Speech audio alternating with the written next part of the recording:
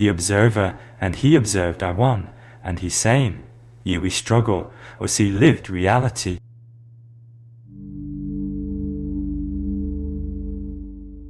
The search for enlightenment often begins with a profound disorientation, a sense that the world and self are not as they seem. This video explores the paradox of the observer and the observed, and the challenges of embodying this insight.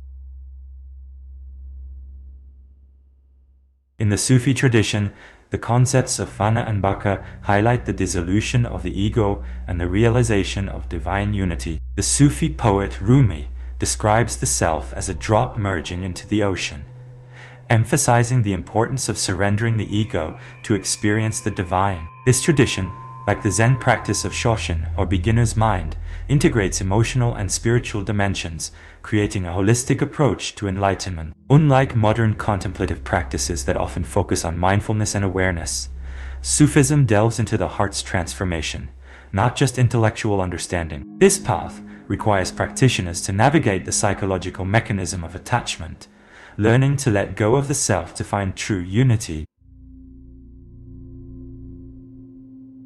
Spiritual communities, much like the Sufi orders of old, can sometimes fall into the trap of reinforcing the illusion of separation. Members may form exclusive groups, creating an us versus them dynamic that mirrors the very egoic patterns they aim to transcend. This can lead to a sense of superiority and a lack of genuine connection. The psychological mechanism at play here is known as group polarization, where the collective opinion of the group becomes more extreme. The paradox is that while these communities aim to foster unity, they inadvertently perpetuate division. A concrete example might be a group that prides itself on spiritual awakening, but excludes those who do not fit their narrow criteria of enlightenment. The key is to recognize and address these patterns, fostering a more inclusive and compassionate environment that truly embodies the spirit of unity.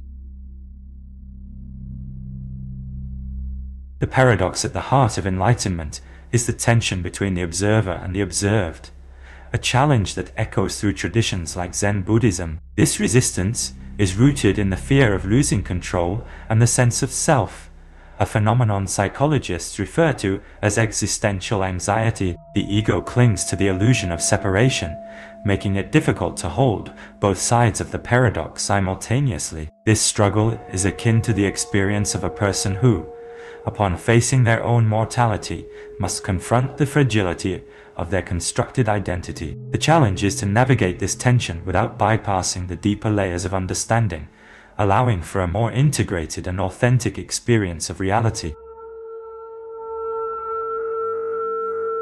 Confronting mortality can be a profound gateway to enlightenment.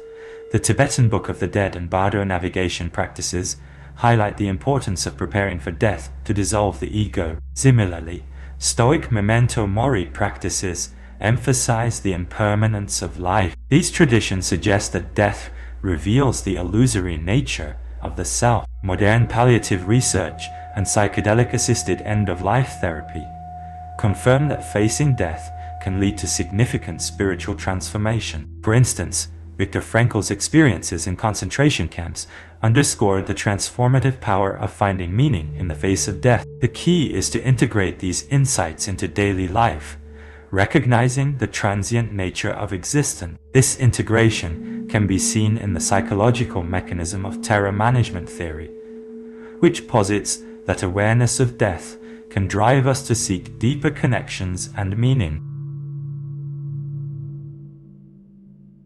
The language used to describe enlightenment can both illuminate and obscure the truth. In Zen Buddhism, for instance, the term satori is often translated as enlightenment, yet it actually refers to a moment of sudden insight rather than a permanent state. This misinterpretation can lead to what psychologists call semantic satiation, where overuse of a term diminishes its meaning, causing confusion and misunderstanding. The challenge is to find language that accurately conveys the essence of enlightenment without reifying concepts. The key is to recognize the limitations of language and use it as a tool for pointing to the truth rather than as a definitive description. How do we navigate the paradox of the observer? and the observed without losing ourselves in the illusion of separation.